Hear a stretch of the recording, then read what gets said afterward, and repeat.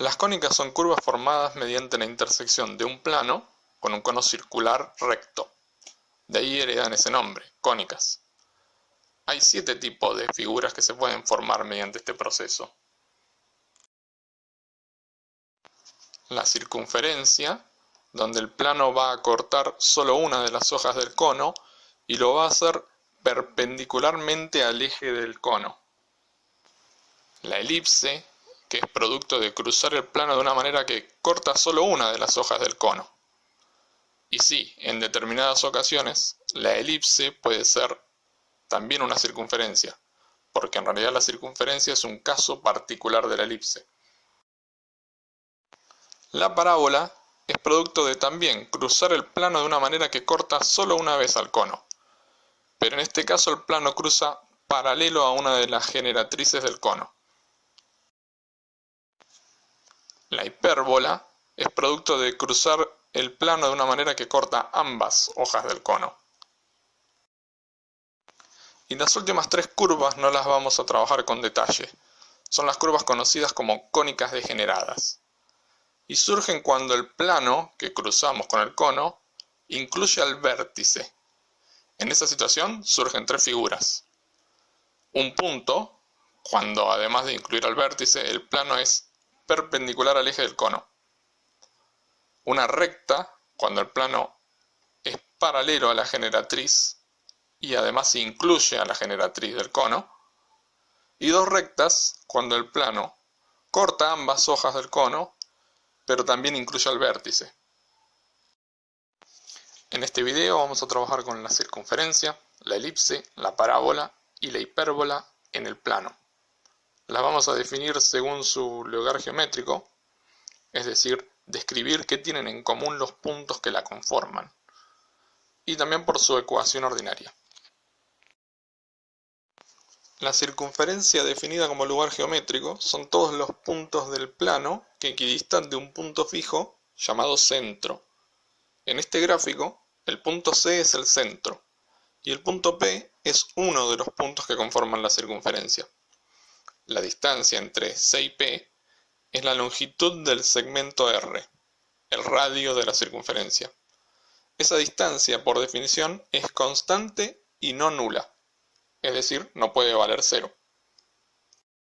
Para obtener la ecuación de la circunferencia, primero comenzamos colocando el centro de la circunferencia en el origen del sistema de coordenadas.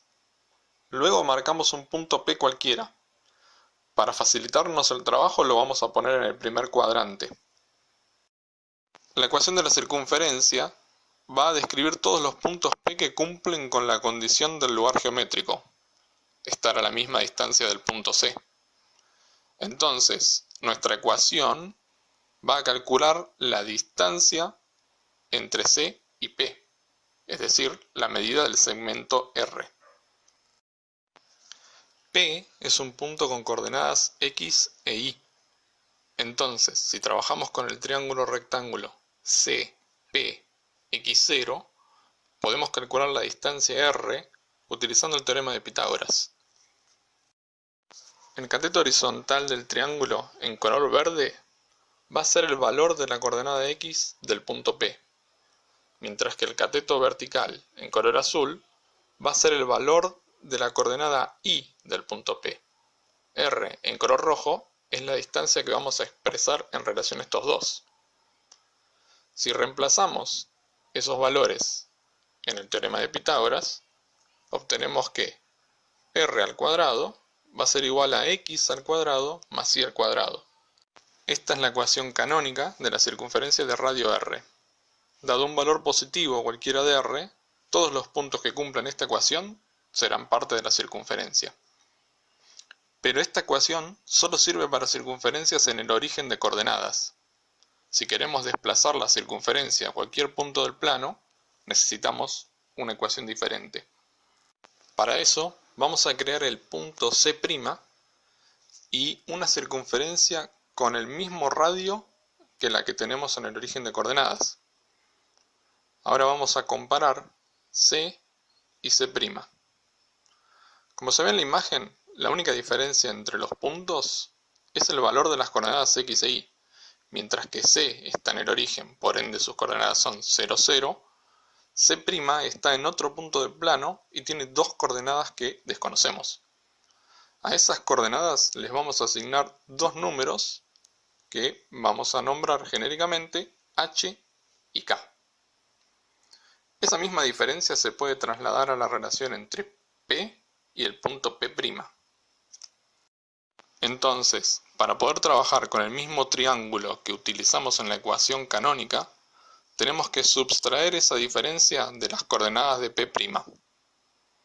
Donde utilizamos P de x, y, vamos a utilizar P' de x menos h e y menos k. La ecuación resultante va a ser r al cuadrado es igual a x menos h al cuadrado más y menos k al cuadrado. Esta va a ser la ecuación ordinaria de la circunferencia de centro HK y radio R. La elipse, como lugar geométrico, utiliza dos puntos fijos en el plano, llamados focos. Los puntos que conforman la elipse son los que cumplen que la distancia a uno de los focos, sumada a la distancia al otro foco, permanece constante y mayor que la distancia entre ellos. En este gráfico, los puntos F1 y F2 son los focos, y el punto P es uno de los puntos que conforman la elipse. La distancia entre F1 y P es de 1, y la distancia entre F2 y P es de 2. La suma de las longitudes de D1 y D2 va a ser constante, y la vamos a denominar K mayúscula. K, por definición, tiene que ser mayor que la distancia entre F1 y F2. De la misma forma que obtuvimos la ecuación de la circunferencia, vamos a obtener la ecuación de la elipse. Primero, colocamos la elipse en el sistema de coordenadas. Pero como no podemos colocar ambos focos en el origen, vamos a colocar ambos sobre el eje de abscisas, el eje X, a la misma distancia del origen. Y a esa distancia la vamos a llamar C. Luego marcamos un punto cualquiera de la elipse y lo llamamos P. Para facilitar el trabajo lo ponemos en el primer cuadrante. Vamos a llamar K a la suma de las distancias D1 y D2. Y sabemos que como la suma de esas distancias tiene que ser mayor que la distancia entre los focos, K es mayor que 2 veces C. La ecuación de la elipse va a describir a todos los puntos P que cumplen con la condición del lugar geométrico, que la suma de las distancias de 1 y de 2 sea constante. Entonces tenemos que calcular dichas distancias en forma general. P es un punto con coordenadas x, y. Entonces, de la misma forma que hicimos con la circunferencia, podemos trabajar con el triángulo PF1, F2 para determinar la ecuación de la elipse. Pero cuidado, este no es un triángulo rectángulo. Entonces vamos a dividirlo en dos triángulos que sí lo sean, PX0, F1 y PX0, F2. Comenzando con el triángulo PF1X0, podemos definir el valor de D1 con Pitágoras. El cateto horizontal será la diferencia entre el segmento C y el valor de la coordenada X del punto P, es decir, C menos X. Mientras que el cateto vertical será la coordenada Y del punto P. Entonces, reemplazando en Pitágoras, nos queda que D1 al cuadrado va a ser igual a C menos X al cuadrado más Y cuadrado. Si despejamos la distancia D1, obtenemos que D1 es igual a la raíz cuadrada de C menos X al cuadrado más Y cuadrado. Para el triángulo PX0, F2, el cateto horizontal va a ser la distancia entre F2 y X0, que podemos expresar como la suma de la longitud del segmento menos C, es decir, C, y el valor de la coordenada X del punto P, o sea, C más X. Mientras que el cateto vertical será igual que antes la coordenada Y del punto P. Entonces, reemplazando en Pitágoras, nos queda que d2 al cuadrado es igual a c más x al cuadrado más y al cuadrado. Y si despejamos la distancia de 2, nos queda que d2 es igual a la raíz cuadrada de c más x al cuadrado más y cuadrado. Entonces, sabiendo que k es igual a d1 más d2, podemos reemplazar con las expresiones que obtuvimos para obtener la siguiente fórmula. Y ahora tenemos que embarcarnos en la extensa tarea de expresar esta fórmula de una manera más simple. Primero, despejamos uno de los radicales. Ahora vamos a elevar al cuadrado ambos miembros de la ecuación. Desarrollamos todos los cuadrados de la ecuación. Cancelamos los términos equivalentes y agrupamos los que no se cancelen. Ahora vamos a reordenar la ecuación de una forma que nos resulte más conveniente para luego volver a elevarla al cuadrado. Otra vez desarrollamos los cuadrados, distribuimos los productos, cancelamos los términos equivalentes. Ahora agrupamos en el primer miembro de la ecuación todos los términos que tienen una variable. Aplicamos factor común y dividimos todo por el segundo miembro de la ecuación. Simplificamos. Y ahora vamos a quitar el 4 de los numeradores para dejar las variables solas. Sabiendo que k es una constante, podemos simplificar esta expresión reemplazando k sobre 2 con a. Y por último, sabiendo que c es una constante, podemos reemplazar a cuadrado menos c cuadrado con b cuadrado. Entonces, nos queda finalmente una expresión lo suficientemente sencilla para poder utilizarla como ecuación canónica de la elipse. Para obtener la ecuación ordinaria de la elipse, el procedimiento va a ser el mismo que utilizamos con la circunferencia. Como la posición de los focos y de la elipse cambia según los valores h y k, las coordenadas de la ecuación tienen que revertir esa transformación. Entonces, a la coordenada x le restamos el valor h y a la coordenada y le restamos el valor k. Y finalmente la ecuación ordinaria de la elipse va a ser x menos h al cuadrado sobre a cuadrado más y menos k al cuadrado sobre b cuadrado igual a 1. La parábola como lugar geométrico son los puntos que están a la misma distancia de una recta directriz, en este caso llamada R, que a un foco F. El foco es un punto fijo exterior a la parábola. Como es exterior, esa distancia nunca puede ser 0. Así como obtuvimos las ecuaciones anteriores, vamos a obtener la ecuación de la parábola. En este gráfico, el punto F se encuentra en las coordenadas 0, C. E intencionalmente, la ecuación de R, la recta directriz, es I igual a menos C, paralela al eje de abscisas. De esta forma, la distancia al origen de coordenadas del foco F y de la recta R es la misma, C. Además, como es la menor distancia posible entre la recta y el foco, denominamos a ese punto, el origen, el vértice de la parábola. Luego marcamos un punto cualquiera de la parábola y lo llamamos P. Vamos a llamar D1 a la distancia del punto P al foco y D2 a la distancia del punto P a la recta R. Por definición del lugar geométrico de la parábola, sabemos que D1 es igual a D2. Solo tenemos que desarrollar esas distancias para obtener la ecuación canónica.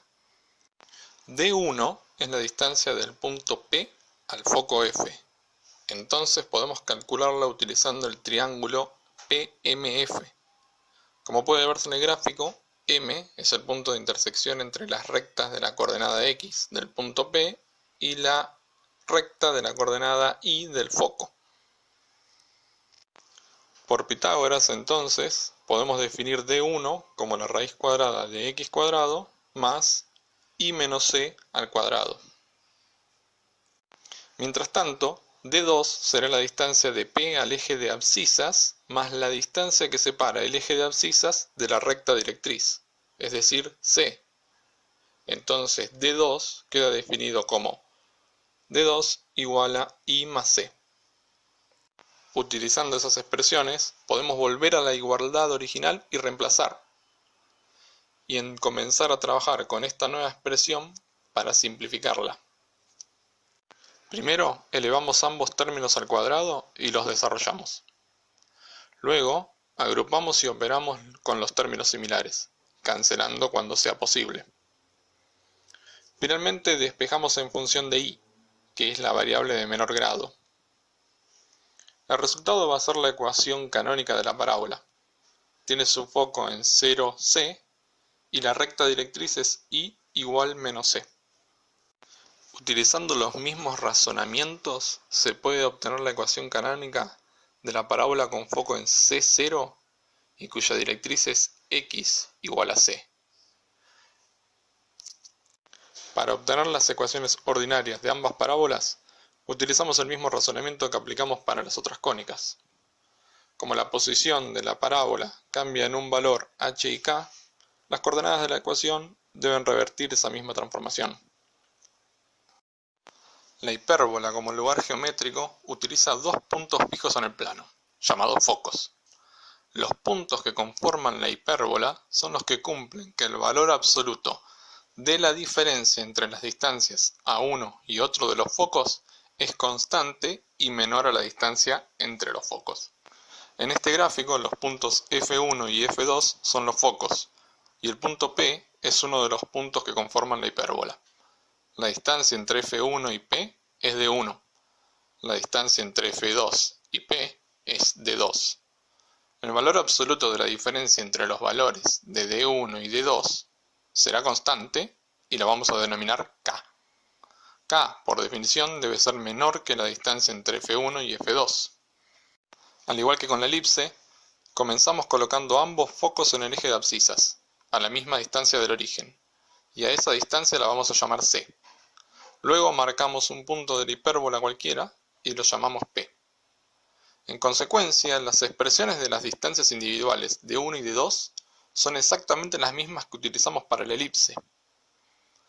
Pero nuestro valor K se define distinto.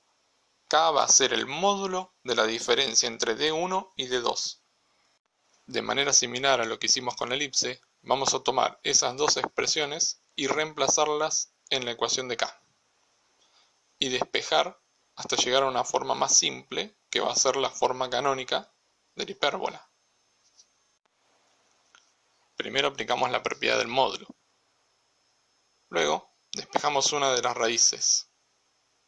Elevamos al cuadrado ambos términos para comenzar a quitar las raíces y desarrollamos todos los cuadrados. Cancelamos todos los términos equivalentes y agrupamos de una manera conveniente para lo que sigue. Otra vez elevamos al cuadrado y desarrollamos los términos. Cancelamos los términos equivalentes que aparecen y agrupamos los términos con las variables en el primer miembro. Aplicamos factor común a eso y dividimos toda la ecuación por el segundo miembro. Simplificamos. En el segundo miembro nos va a quedar 1 y quitamos el 4 de los numeradores para aislar las variables. Finalmente, siguiendo la misma lógica que aplicamos con la elipse, reemplazamos K sobre 2 con A.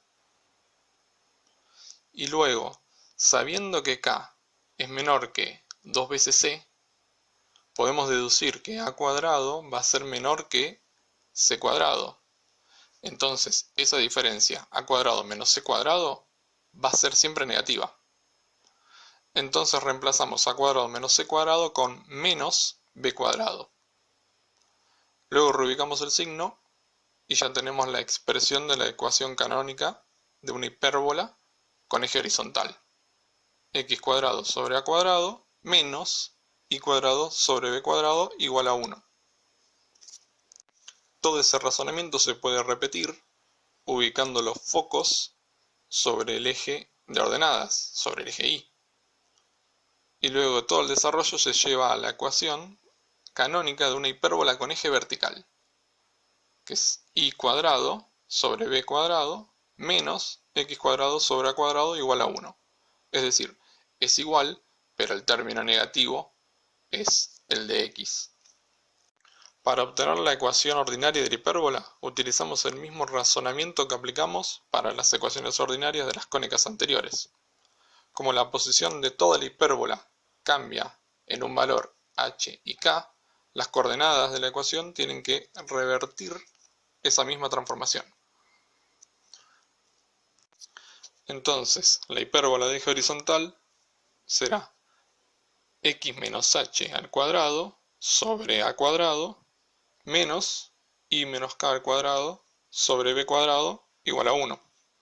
Mientras que la de eje vertical, y menos k cuadrado sobre b cuadrado menos x menos h cuadrado sobre a cuadrado igual a 1.